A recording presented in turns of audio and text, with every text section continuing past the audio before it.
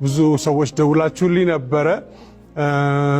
አመሰግናለሁ ስለኔ ጤንነት ስለተጨነቃችሁ። ስለሞቴም ያወጃችሁ አላችሁ።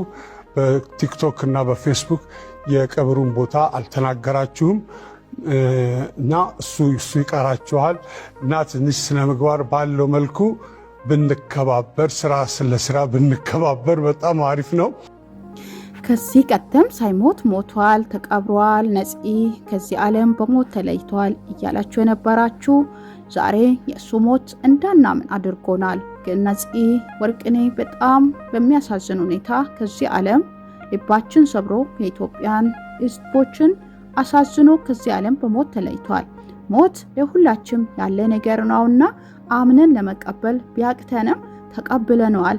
ዓለም እቺ ሞትም ህይወትም ይዛለች። ከዚህ ዓለም ሁላችንም ወደ ሰማይ ወደ እግዚአብሔር እንሄዳለን። ሁላችንም እንሞታለን። በአዳም ዘንድ ሞታችኋል ብሎ እንደተናገረው ዛሬ ወንድማችን ከዚህ ዓለም በሞት ተለይቷል። ሳይሞት ግን ሞቷል፣ ሳይቀበር ተቀብሯል፣ ሳይከስር ከስሯል የምትሉ ሰዎች ለምን ግን እንደዚህ እናደርጋለን? ይኸው ዛሬ ሞቶም እንኳን ብዙዎቹ አላመንንም ውሸት ነው እያሉ አለማመን ውስጥ እንዲቆይ አድርጎናል። የእውነት የጥልቅ ሐዘናችን ውስጣችን የተሰማው ስሜታችን እንኳን እንዳንገልጽ አድርጋችኋል። በህይወት እያለ ሞቷል ብላችሁ ዛሬ ሞቶ እንኳን ጥርጣሬ ውስጥ እንድንቆይ ታደርገናል። ስለዚህ ከዚህ በኋላ ያለው ጥንቃቄና በማስተዋል እንድትመላለሱ እግዚአብሔር ማስተዋል ይስጣችሁ። እህቶቻችን፣ ወንድሞቻችን ለዚህ ወንድማችን ጥልቅ ሐዘናችሁን እየገለጻችሁ እግዚአብሔር ነፍሰ ገነት እንዲያኖር ልመናችሁን አሳውቁ። ለሞላው ቤተሰብ፣ ለኢትዮጵያ ህዝብ፣ ለአርቲስቶች፣ ለተለያዩ ህዝብ ሁሉ እግዚአብሔር መጽናናትን ያስጥልን። እግዚአብሔር ትክክል ነው። በስራው ይህን ለምን አደረገ አይባልም። እግዚአብሔር ባደረገው እኛ ጣልቃ አንገባም።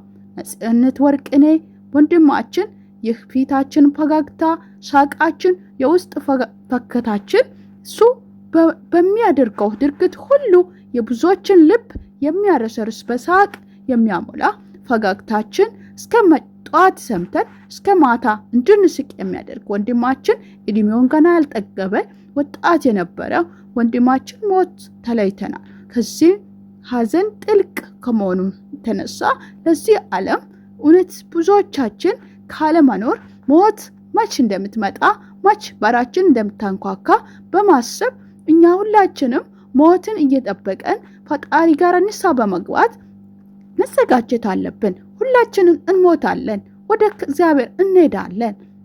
ተዘጋጅታችሁ ጠብቁ።